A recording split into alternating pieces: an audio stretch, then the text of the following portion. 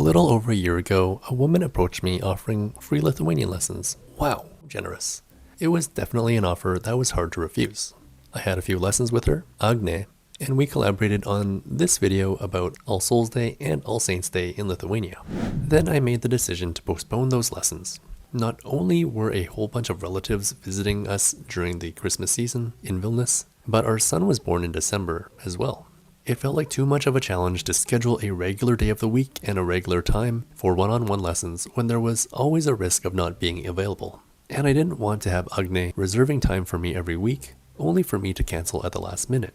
I mentioned in a personal video update that Lithuanian language lessons weren't a priority for me, and I think someone took this the wrong way, and more or less accused me of not caring about learning the language, despite living in Lithuania and having the Lithuania Explained YouTube channel. I reflected on that a bit, and while I think it was inappropriate to be accused of such things, I probably could have phrased things a little better. I should have said, learning Lithuanian wasn't a top priority for me at the moment. Throughout our son's first year of life, he has been the priority, or alternatively, me supporting my wife while she takes care of him has been the priority. I haven't dropped learning Lithuanian, but the time spent on it has been less, and I hope that, to any reasonable person, the birth of a child to first-time parents is an understandable explanation. But in the past month, I've decided to revive my Lithuanian language learning efforts. It began with my center hosting a free, fun, and easygoing event for people to test their Lithuanian language skills in Vilnius. This took place on November 11th, and my center is an immigrant support program/organization funded by the United Nations IOM, or International Organization for Migration. The test was short and silly, but it was a good wake-up call. I bombed this test. I know I would have done better if I read things more carefully instead of rushing through it. One or two missed words meant that I misunderstood the meaning of the entire question and its multiple parts, and then I would answer all 5 things incorrectly. Like instead of listing the colors of fruits, I listed the names of the fruits instead. But it was fun to do, and it reminded me that I'm in a much better position now to learn Lithuanian than I have been over the past year. My wife and I have figured out our son's routine. There are fewer doctor's appointments for him, and yeah, my wife and I know our roles and routines throughout the day and the week. And so Agnė and I have been discussing again how I might take her up on those Lithuanian lessons. I knew I didn't want a one-on-one tutoring thing, because I would feel bad about monopolizing her time, even if she was offering. But on top of this, I find more value in being in a group class. It feels like there's even more accountability, but also there's that fun social dynamic. No, it's not in person, but logging into a group class online has its own benefits. Agnė put me in a intermediate/medium level class focused on building our vocabulary. The first class was nice, and we covered words that were related to the home, mostly items in the kitchen. I invited Agnė to say a little bit about my involvement and efforts thus far, and so here's what she had to say. You're very smart and your pronunciation is amazing and you pick up very quickly. But I would say what you really need to concentrate now is on the expanding your dictionary.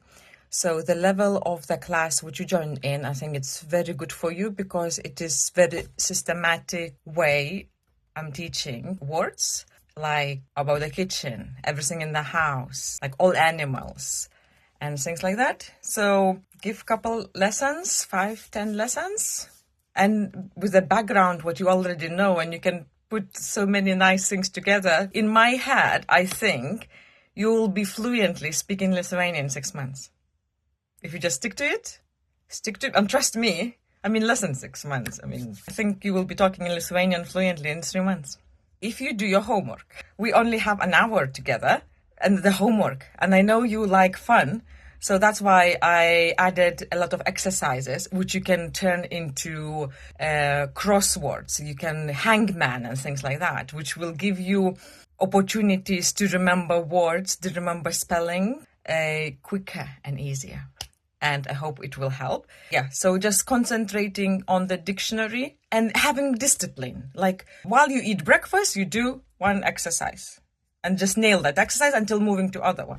Now, one of my downfalls is getting homework done. I can show up to a class because I value other people's time and I honor the fact that they showed up, which puts pressure on me to show up. Homework is, well, not so interactive or exciting, usually. But this time around, I told myself I would really structure my time for learning. and so my homework time takes place somewhat halfway through the week between lessons. That way I know exactly when I'm doing my homework, and it's not too far away from the lesson where I learned the things, and it's not too far from the next lesson either. As I'm writing the script, I've just completed the assigned homework, and well, it's fun.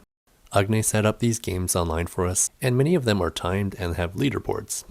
I mean, that's not necessary, but it makes it slightly competitive, and for me, it's not beating other players/students, but rather trying to get the fastest time possible. And I do believe that I'm learning Lithuanian in the process. So I hope this time around, with our family getting into more of a routine, I will also be consistent with learning Lithuanian. Agnė's offer is a huge gift, and so it's only fair that I tell you that she's also open to accepting more students. If you do want to consider Lithuanian lessons with Agnė, her website is litulingo.com, and she's also on Facebook and Instagram. So I'll include all the relevant links here or in the video description. Thank you so much to everyone who has been positively encouraging me on this journey. I still feel like I'm disadvantaged as someone in their late 30s who has only ever been fluent in English, especially when I meet these Ukrainians and Belarusians who know English and their native languages and are quickly picking up Lithuanian.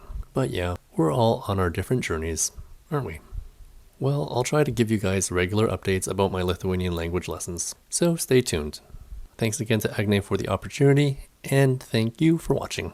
I'll see you next time. If you enjoy the videos on this channel and want to support my work, you can either buy me a coffee with a one-time donation, or join my Patreon with a monthly membership to get access to videos along with other perks. There's a link down in the description for you to check out.